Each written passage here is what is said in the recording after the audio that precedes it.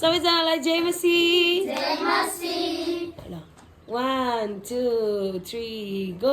जो परम प्रधानको गुप्त ठाउँमा बास गर्दछ, ऊ सर्वशक्तिमानको छत्र छायामा सदा रहन्छ।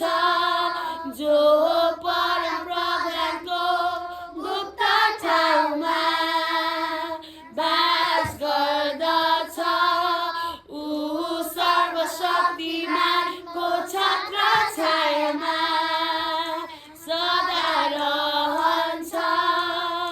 म परमप्रभुको बारेमा भन्छु, उहाँ मेरो संरक्षण र मेरो किल्ला हुनुहुन्छ।